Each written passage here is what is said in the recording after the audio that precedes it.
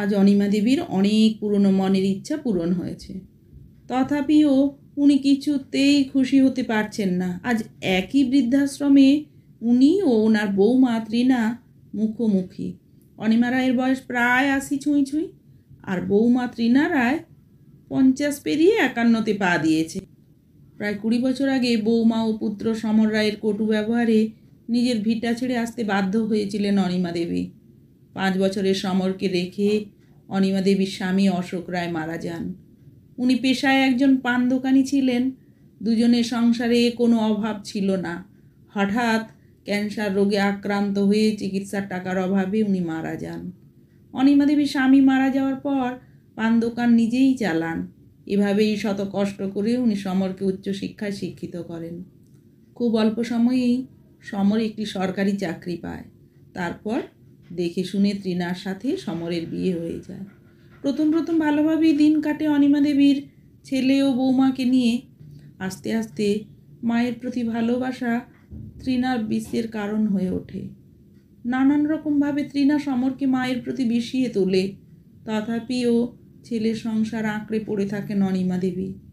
১ বছর পর তৃণা একটি ফুটফুটে ছেলের জন্ম দেয়। নাতির টানে অনিমা দেবী আরও অপমান সইতে থাকেন। একদিন হঠাৎ নাতিকে কোলে তুলে নিতে গিয়ে হাত ফসকে পড়ে যায় নাতি শুভ। তারপর অনেক কটূক্তির শিকার হন অনিমা দেবী। সমর ওনাকে বলে, তুমি তো চাও আমার ছেলের কিছু হয়ে যাক। অনিমা দেবী সারা রাত চোখের জল ফেলে ভোরে বাড়ি ছেড়ে চলে আসেন। এক স্টেশন পারের শহরে উনি নিজেই খোঁজ নিয়ে এই আশীর্বাদ বৃদ্ধাশ্রমে আসেন। মায়ের হঠাৎ বাড়ি ছেড়ে চলে যাওয়ার পর সমর ও তৃণা কিছুদিন খোঁজাখুঁজি করে শান্ত হয়ে যায়। কিছুদিন পর সমর ওই শহরেই চাকরি সূত্রে আসে, কিন্তু কখনো মায়ের দেখা পায় না। এভাবেই দিন কেটে যায়। অনিমা দেবীর নাতি শুভ অনেক বড় হয়ে গেছে। এখন শুভ আমেরিকার নাগরিক। ওখানকার খ্রিস্টান ধর্মের মেয়ে এলিজাকে বিয়ে করে মা ও বাবাকে ছেড়ে বেশ সুখেই দিন কাটাচ্ছে। হঠাৎ হৃদয় রোগে আক্রান্ত হয়ে সমর মারা যায়। শুভ একাই বাবার শেষ কাজ করতে আসে।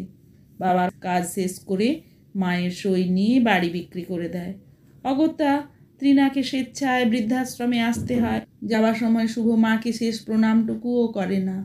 তৃণা হঠাৎ অনিমা দেবীকে দেখে কান্নায় ভেঙে পড়ে। সব কিছু শুনে অনিমা দেবী তৃণাকে বুকে টেনে নেন আর বলেন, এক সময় আমি অনেক চেয়েছি আমার মতো কষ্ট তোমার যেন হয়, কিন্তু আজ তোমার দুঃখে আমি খুব দুঃখিত। তৃণা বলল, আমাকে মাফ করে দাও মা।